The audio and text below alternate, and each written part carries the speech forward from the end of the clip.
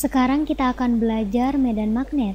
Jadi, di samping gejala kelistrikan, di alam ini juga ada gejala kemagnetan. Kita pasti pernah memegang atau memiliki magnet. Jadi, magnet itu sifatnya bisa menarik benda-benda lain seperti besi dan baja.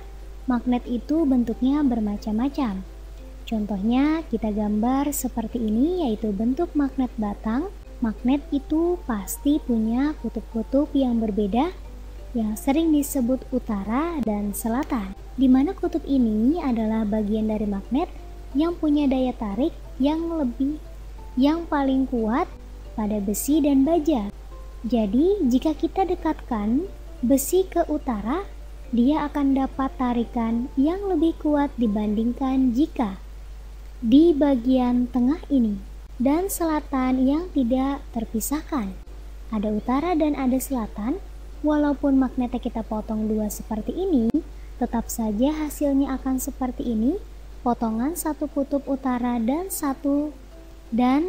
selatan, lalu potongan yang kedua ada kutub utara dan selatannya juga.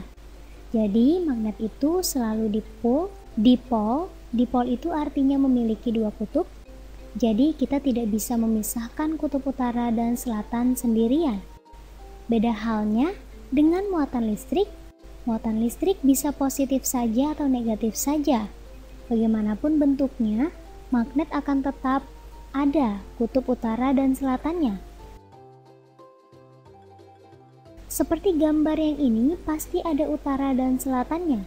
Jika di listrik itu muatan yang berlawannya saling tarik-menarik. Jika di sini negatif, pasti ditarik ke sana, yaitu negatif ditarik ke atas. Oleh yang positif itu, di magnet juga ada sifat yang serupa. Kutub yang berlawanan jenis itu akan tarik-menarik.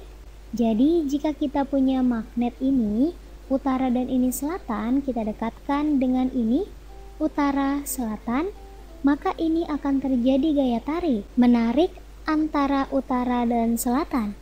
Sedangkan jika kutubnya sejenis, yang ini utara selatan dan yang ini selatan utara, maka akan ada gaya tolak menolak, jadi mirip dengan muatan listrik. Jika sejenis itu tolak menolak, dan jika lawan jenis maka akan tarik menarik. Listrik itu mempengaruhi lingkungan di sekitarnya dengan sesuatu yang disebut medan listrik. Di sini ada medan listrik. Medan listrik itu suatu pengaruh terhadap lingkungannya, yang biasanya digambarkan atau diwakili oleh garis-garis daya listrik yang arahnya keluar dari muatan positif dan masuk atau menuju muatan negatif.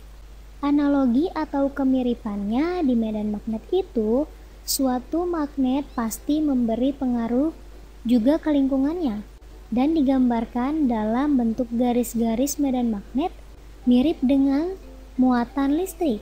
Garis-garis itu keluar dari utara, jadi utaranya itu mirip dengan positif dari muatan listrik dan masuk ke selatan. Lalu di luar magnet ini keluar dari utara dan masuk ke selatan, dan jika ini diteruskan akan membentuk loop seperti itu ke arah selatan. Kemudian di dalam magnetnya, garis medan magnetnya terus saja. Tapi dari selatan ke utara, di dalam magnet garis medan magnetnya dari selatan ke utara. Sedangkan di luar magnet itu dari utara ke selatan. Jadi garis magnet itu akan membentuk loop, yaitu satu lingkaran yang tertutup. Beda dengan muatan listrik, itu lurus begitu saja, sedangkan ini memutar membentuk loop.